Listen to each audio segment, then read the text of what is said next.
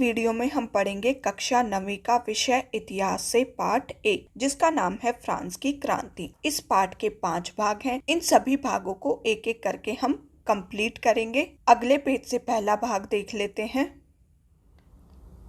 ये इस पाठ का पहला भाग है। 18वीं सदी के उत्तरार्ध में फ्रांसीसी समाज। पहले भाग की शुरुआत करने से पहले फ्रांस की क्रांति के बारे में संक्षेप में थोड़ा जान लेते हैं। फ्रांस की क्रांति फ्रांस के इतिहास में बहुत ही महत्वपूर्ण घटना रही है और इस क्रांति से केवल फ्रांस में ही परिवर्तन नहीं आए, बल्कि यूरोप के जो अन्य देश थे वहां की जनता को भी परिवर्तन लाने के लिए प्रेरित किया। इस क्रांति से जो मुख्य परिवर्तन आया वो था राजतंत्र की समाप्ति और गणतंत्र की स्थापना। जो मुख्य परिवर्तन आया उसको मैं यहाँ पर लिख देती हूँ, यानी कि राजा को गद्दी से हटा दिया गया और गणतंत्र की स्थापना की गई। राजतंत्र का अर्थ होता है राजा वंश के आधार पर राजगद्दी पर आसीन होता है। यहाँ पर लिख देती हूँ मैं, राजा वंश के आधार पर राजगद्दी पर आसीन होता है। और गणतंत्र का अर्थ होता है सरकार और उसके प्रमुख का चुनाव वहाँ की जनता द्वारा किया जाता है। इसको भी यहाँ पर लिख देते हैं। तो इस क्रांति के द्वारा राजतंत्र को समाप्त किया गया और गणतंत्र की स्थापना की गई। हालांकि 1804 में नेपोलियन बोनापार्ट ने स्वयं को फ्रांस का सम्राट घोषित कर दिया था। कब किया था? 1804 में। अब आते हैं पहले भाग पर। 18वीं सदी के उत्तरार्ध में फ्रांसीसी समाज, यानी कि 18वीं सदी के उत्तरार्ध में फ्रांसीसी समाज कैसा था। 1774 में पूर्वो राजवंश का लुई 16वां फ्रांस की राजगद्दी पर बैठा। जिस समय फ्रांस में क्रांति हुई उस समय पूर्वो राजवंश का शासन था और उस समय फ्रांस का जो राजा था वो कौन था? लुई 16वां। तो ये 1 नंबर का क्वेश्चन आपके क्वेश्चन पेपर में पूछा जा सकता है कि जिस समय फ्रांस की क्रांति हुई उस समय फ्रांस का राजा कौन था। तो इसका आंसर होगा लुई 16वां। जब लुई 16वां फ्रांस की राजगद्दी पर बैठा तो उस समय उसने पाया राजकोष खाली, यानी कि उस समय फ्रांस आर्थिक रूप से उतना सशक्त नहीं था, आर्थिक रूप से काफी कमजोर था। अब इस राजकोष के खाली होने के भी कई कारण होंगे। अब वे कारण कौन कौन से हैं वो हम एक एक करके पढ़ेंगे। तो पहला कारण है लंबे समय तक चले युद्ध। पहले के समय में क्या होता था, राजा अपने क्षेत्र का विस्तार करने के लिए और अगर कोई शत्रु राजा देश पर हमला कर देता है तो उसको जवाब देने के लिए राजा क्या होते थे? युद्धरत रहते थे। युद्ध क्या होते थे? लंबे समय तक चलते थे। तो उन युद्धों में जो भी खर्चा आता था वो राजकोष से खर्च किया जाता था। तो लंबे समय तक चले युद्धों के कारण क्या हो गया? राजकोष पर अतिरिक्त वित्तीय भार बढ़ गया। दूसरा कारण है वर्साई के महल की शानो शौकत। वर्साई के महल की शानो शौकत को बनाए रखने के लिए, उसकी देखरेख के लिए जो धन खर्च किया जा रहा था उससे राजकोष पर भार बढ़ गया। तीसरा कारण है अमेरिका के 13 उपनिवेशों की आजादी में सहायता। अमेरिका के 13 उपनिवेशों को ब्रिटेन से आजाद कराने के लिए फ्रांस ने अमेरिका की सहायता की थी। इस सहायता से क्या हुआ? फ्रांस पर 10 अरब लिवरे का कर्ज चढ़ गया और 2 अरब लिवरे का कर्ज पहले से ही फ्रांस पर चढ़ा हुआ था और कर्जदाता 10% ब्याज की मांग फ्रांस से कर रहे थे। लिवरे उस समय फ्रांस की मुद्रा थी जिसे 1794 में समाप्त कर दिया गया। अब ये जो कर्ज फ्रांस पर चढ़ गया था ये कहाँ से चुकाया जाएगा? इस राजकोष से। तो इस राजकोष पर क्या हो गया? अतिरिक्त भार बढ़ गया। चौथा कारण है अन्य नियमित खर्चे, जैसे सेना का रखरखाव। अब किसी भी देश की शासन व्यवस्था को चलाना है तो कुछ नियमित खर्चे भी होंगे और सेना के रखरखाव के लिए धन भी तो खर्च होगा। वो कहाँ से होगा? राजकोष से। राज दरबार, सरकारी कार्यालयों को चलाना, विश्वविद्यालयों को चलाना, तो ये कुछ नियमित खर्चे थे जो किसी भी देश की शासन व्यवस्था को चलाने के लिए बहुत आवश्यक थे। अगले पेज पर चलते हैं। फ्रांसीसी समाज मध्यकालीन सामंती व्यवस्था का अंग था और समाज विभिन्न वर्गों में विभाजित था। उस समय फ्रांस में सामंती व्यवस्था थी और समाज विभिन्न वर्गों में बटा हुआ था। कौन कौन से वो वर्ग थे जिनमें फ्रांसीसी समाज बटा हुआ था? फ्रांसीसी समाज मुख्यतः 3 वर्गों में विभाजित था। पहला प्रथम एस्टेट, दूसरा द्वितीय एस्टेट, तीसरा तृतीय एस्टेट। इस चित्र के माध्यम से इन एस्टेटों को समझ लेते हैं। प्रथम एस्टेट में पादरी वर्ग आता था जो चर्च से संबंधित कार्यों को संपादित करता था। द्वितीय एस्टेट में आता था कुलीन वर्ग और तीसरे एस्टेट में भी वर्ग विभाजन था, जैसे कि सबसे ऊपर वाले स्तर पर थे बड़े व्यवसायी, व्यापारी, अदालती कर्मचारी, वकील आदि। इनसे नीचे किसान और कारीगर, और इनसे भी नीचे जो वर्ग आता था वो था छोटे किसान, भूमिहीन मजदूर और नौकर। तृतीय एस्टेट में कुछ लोग अमीर हैं और कुछ गरीब भी हैं, यानी कि ये जो वर्ग है तीसरे एस्टेट में, इसमें अमीर है और नीचे का जो वर्ग है ये गरीब है। और यहाँ पर भी कुछ लोग हैं जो गरीब हैं और जिनके पास धन भी है। यहाँ पर ध्यान देने वाली सबसे महत्वपूर्ण बात है वो है केवल तीसरे एस्टेट के लोग ही कर अदा करते थे। प्रथम एस्टेट और द्वितीय एस्टेट के लोग जो थे, पादरी और कुलीन वर्ग, किसी भी प्रकार का कर अदा नहीं करते थे, बल्कि तीसरे एस्टेट के जो गरीब लोग हैं, तीसरे एस्टेट में कुछ अमीर हैं, कुछ गरीब हैं, तो तीसरे एस्टेट के जो लोग थे वो कर अदा करते थे। प्रथम और द्वितीय एस्टेट के लोग किसी भी प्रकार का कर अदा नहीं करते थे। अगले पेज पर चलते हैं। पहला, पूरी आबादी में 90% किसान। उस समय फ्रांस की जो आबादी थी उसमें 90%। दूसरा, जमीन के मालिक किसानों की संख्या बहुत कम। ऐसे बहुत कम किसान थे जिनके पास अपनी जमीन का मालिकाना हक हो। तीसरा, 60% जमीन पर कुलीनों, चर्च और तीसरे एस्टेट के अमीरों का अधिकार था। फ्रांस की 60% जो जमीन थी उस पर कुलीन वर्ग का, द्वितीय एस्टेट का जो वर्ग था कुलीन वर्ग उसका, चर्च प्रथम एस्टेट का जो वर्ग था पादरी वर्ग उसका, और तीसरे एस्टेट के अमीरों का अधिकार था। पिछले पेज में हमने पढ़ा था तीसरे एस्टेट में भी हमने वर्ग विभाजन देखा था, कुछ लोग अमीर थे और कुछ गरीब। तो तीसरे एस्टेट के जो अमीर थे उनका अधिकार इन जमीनों पर भी था। चौथा, पहले दो एस्टेट कुलीन वर्ग और पादरी वर्ग के लोगों को कुछ विशेषाधिकार प्राप्त थे। पहले दो एस्टेट, प्रथम एस्टेट यानी पादरी वर्ग, द्वितीय एस्टेट यानी कुलीन वर्ग, इनको कुछ विशेषाधिकार प्राप्त थे। कौन कौन से वे विशेषाधिकार थे? महत्वपूर्ण विशेषाधिकार था राज्य को दिए जाने वाले करों से छूट, यानी कि प्रथम और द्वितीय एस्टेट के जो वर्ग थे वो किसी भी प्रकार का कर अदा नहीं करते थे, केवल तीसरे एस्टेट के लोग ही कर अदा करते थे। छठा, कुलीन वर्ग को अन्य सामंती विशेषाधिकार भी हासिल थे। द्वितीय एस्टेट में जो कुलीन वर्ग आता था उसको कुछ सामंती विशेषाधिकार भी हासिल थे। वे कौन से थे? वह किसानों से सामंती कर वसूल करता था, यानी फ्रांसीसी सरकार भी तीसरे एस्टेट के लोगों पर कर लगाती थी। और सामंती जो वर्ग था इनको भी विशेषाधिकार था, वो था किसानों पर कर लगाना। कौन सा कर? सामंती। सातवां, किसान अपनी सेवा स्वामी के घर एवं खेतों में काम कर, सैन्य सेवाएं देकर अथवा सड़कों का निर्माण कर। किसान जो अपनी सेवा देता था वो किस प्रकार से दे सकता था? स्वामी के घर एवं खेतों में काम करके, सैन्य सेवाएं देके, यानी जब भी सामंती वर्ग को आवश्यकता होती तो वो किसानों को अपनी सेना में शामिल कर लेता था और सड़कों का निर्माण करके किसान अपनी सेवाएं देते थे। अगले पेज पर चलते हैं।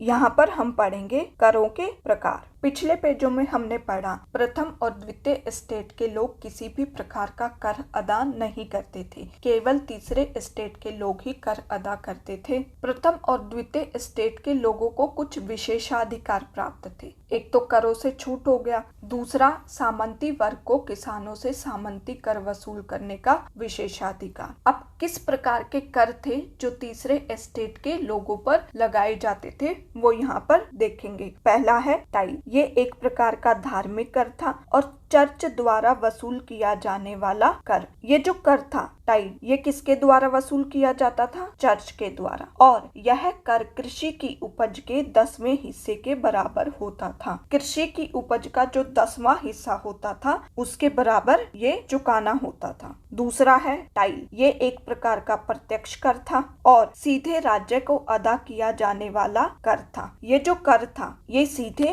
राज्य को अदा किया जाता था। तीसरा अन्य अप्रत्यक्ष कर। कुछ अन्य अप्रत्यक्ष कर थे जैसे कि नमक और तंबाकू जैसी रोजाना उपयोग की वस्तुओं पर लगाया जाता था। नमक और तंबाकू जैसी रोजाना उपयोग की जो वस्तुएं होती थी, चीनी, दाल, चावल, इन पर ये लगाया जाता था। इस प्रकार राज्य के वित्तीय कामकाज का सारा बोझ करों के माध्यम से जनता वहन करती थी। इस प्रकार राज्य की शासन व्यवस्था को नियमित रूप से चलाने के लिए जो धन खर्च हो रहा था उसका सारा बोझ करों के माध्यम से जनता वहन करती थी। अगले पेज पर चलते हैं। जीने का संघर्ष। पिछले पेजों में हम पढ़ चुके हैं कि फ्रांस आर्थिक रूप से काफी कमजोर था क्योंकि फ्रांस पर काफी कर्ज चढ़ गया था। उस कर्ज को चुकाने के लिए और फ्रांस की शासन व्यवस्था को संचालित करने के लिए फ्रांस के राजा ने करों में वृद्धि की। करों में वृद्धि का जो ये कदम था वो नाकाफी साबित हुआ, लेकिन इन करों में वृद्धि से फ्रांस की जनता पर नकारात्मक प्रभाव पड़ा। उनके समक्ष एक प्रकार का जीविका संकट उत्पन्न हो गया था। तो उस जीविका संकट को या जीने के संघर्ष को हम इस पेज में पढ़ेंगे। पहले पॉइंट से देखते हैं। पहला, बढ़ती जनसंख्या के कारण खाद्यान्न की मांग में वृद्धि। फ्रांस की जनसंख्या सन 1715 में 2.3 करोड़ थी, जो सन 1789 में बढ़कर 2.8 करोड़ हो गई। फ्रांस की जनसंख्या में बढ़ोतरी हुई जिससे खाद्यान्न की मांग में भी वृद्धि हुई, लेकिन खाद्यान्न का उत्पादन तुलनात्मक रूप से कम था। फ्रांस की जनसंख्या सन 1715 में 2.3 करोड़ थी, जो 1789 में बढ़कर 2.8 करोड़ हो गई थी। कहने का अर्थ ये है कि जनसंख्या में बढ़ोतरी तो हो रही थी और बढ़ोतरी के कारण खाद्यान्न की मांग में भी वृद्धि हो रही थी, लेकिन खाद्यान्न का उत्पादन तुलनात्मक रूप से कम था। खाद्यान्न की पूर्ति में बाधा से फ्रांस की जनता के समक्ष एक प्रकार का जीविका संकट उत्पन्न हुआ, क्योंकि खाद्यान्न की मांग तो हो रही थी जनसंख्या में बढ़ोतरी से, लेकिन खाद्यान्न का उत्पादन तुलनात्मक रूप से कम था। यहाँ पर मैं लिख देती हूँ। दूसरा, कीमतों में वृद्धि। पहले पॉइंट में हमने देखा बढ़ती जनसंख्या के कारण खाद्यान्न की मांग में तो वृद्धि हो रही है, आवश्यक वस्तुओं की मांग तो की जा रही है फ्रांस की जनता के द्वारा, लेकिन पूर्ति में कमी है। इसका परिणाम क्या होगा? इसका परिणाम होगा कीमतों में वृद्धि। तीसरा, मजदूरी महंगाई की दर से नहीं बढ़ी। ज्यादातर कामगार कारखानों में काम करते थे और उनकी मजदूरी मिल मालिकों द्वारा तय की जाती थी। मांग में बढ़ोतरी, पूर्ति में कमी से कीमतों में तो वृद्धि हुई, लेकिन मजदूरों की मजदूरी को मिल मालिकों द्वारा नहीं बढ़ाया गया और महंगाई बढ़ती जा रही थी। तो इसका परिणाम क्या होगा? फ्रांस की जनता के समक्ष एक प्रकार का जीने का संघर्ष उत्पन्न हुआ, क्योंकि आवश्यक वस्तुओं की कीमतें लगातार बढ़ रही थी। चौथा, अमीर गरीब की खाई चौड़ी होती गई, यानी कि अमीर और अधिक अमीर होते गए और गरीब और अधिक गरीब होते गए। पांचवा, सूखे या ओले के प्रकोप से पैदावार गिर जाती, इससे रोजी रोटी का संकट पैदा हो जाता था। ऐसे जीविका संकट उस समय फ्रांस में काफी आम थे। आवश्यक वस्तुओं की पूर्ति में बाधा का एक कारण सूखा और ओला जैसी आपदाएं भी थी, जिससे कि फ्रांस की जनता के समक्ष रोजी रोटी का संकट पैदा हुआ था और ऐसे जीविका संकट उस समय फ्रांस में काफी आम थे। अगले पेज पर चलते हैं।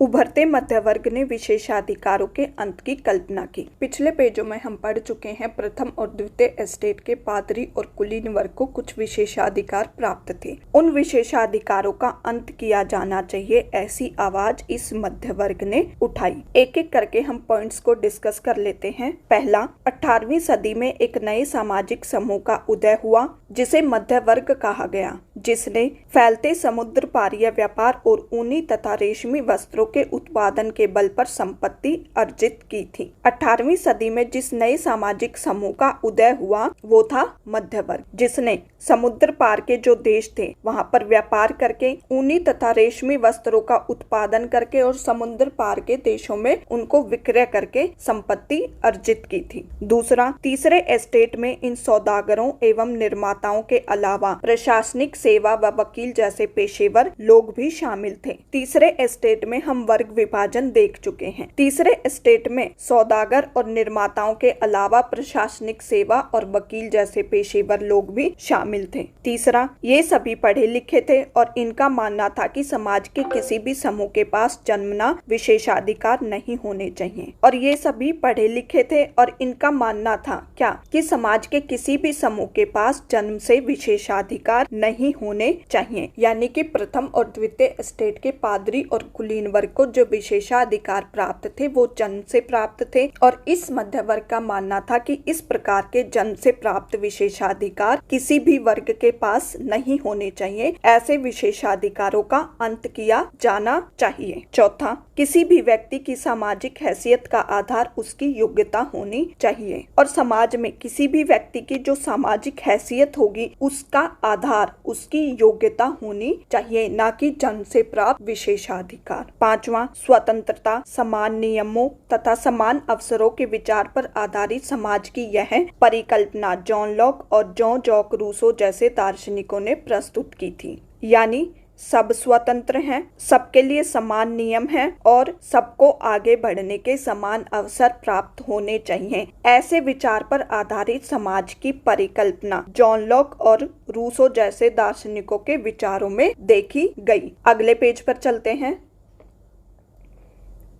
छठा, लॉक ने राजा के दैवी और निरंकुश अधिकारों के सिद्धांत का खंडन किया था। रूसो ने इसी विचार को आगे बढ़ाते हुए जनता और उसके प्रतिनिधियों के बीच एक सामाजिक अनुबंध पर आधारित सरकार का प्रस्ताव रखा। लॉक ने राजा के दैवी और निरंकुश अधिकारों के सिद्धांत का खंडन किया। अब राजा का दैवी और निरंकुश अधिकारों का सिद्धांत क्या था, पहले उसको समझ लेते हैं। राजा के दैवी और निरंकुश अधिकारों के सिद्धांत के अनुसार राज्य की उत्पत्ति ईश्वर के द्वारा की गई है और राजा को ईश्वर के द्वारा राज्य को संचालित करने के लिए यानी चलाने के लिए भेजा गया है और उस देश या राज्य की जनता का ये कर्तव्य बनता है कि राजा का किसी भी प्रकार से विरोध ना किया जाए, यानी कि राजा की आज्ञा का पालन किया जाना चाहिए उस देश की जनता के द्वारा। यहाँ पर मैं लिख देती हूँ, राजा के दैवी और निरंकुश अधिकारों के सिद्धांत का ये अर्थ हो गया। रूसो ने इसी विचार को आगे बढ़ाते हुए जनता और उसके प्रतिनिधियों के बीच एक सामाजिक अनुबंध पर आधारित सरकार का प्रस्ताव रखा। रूसो ने अपनी पुस्तक में विचार रखा कि जनता और उसके प्रतिनिधियों के बीच एक सामाजिक अनुबंध पर आधारित सरकार का गठन किया जाना चाहिए। अनुबंध का अर्थ होता है कॉन्ट्रैक्ट। एक सामाजिक कॉन्ट्रैक्ट के आधार पर सरकार का गठन होना चाहिए, ऐसा रूसो ने विचार प्रकट किया। सातवां, मॉन्टेस्क्यू ने the Spirit of the Laws नामक रचना में सरकार के अंदर विधायिका, कार्यपालिका और न्यायपालिका के बीच सत्ता विभाजन की बात कही। सरकार के जो ये तीन अंग हैं, विधायिका, कार्यपालिका और न्यायपालिका, इनके बीच सत्ता विभाजन यानी कि शक्तियों का बंटवारा होना चाहिए। कहने का अर्थ है विधायिका को कुछ काम दिए जाएंगे, कार्यपालिका को कुछ काम दिए जाएंगे और न्यायपालिका को कुछ काम दिए जाएंगे और वे अपने कार्यों का संपादन करेंगी। ऐसा मॉन्टेस्क्यू ने अपनी रचना में विचार दिया। यहाँ पर पहला भाग होता है समाप्त। अगली वीडियो में इस पार्ट का दूसरा भाग कवर करेंगे। इस पार्ट से संबंधित नोट्स, एनसीईआरटी सॉल्यूशन और एक्स्ट्रा क्वेश्चन आंसर्स का लिंक आपको डिस्क्रिप्शन बॉक्स में मिल जाएगा।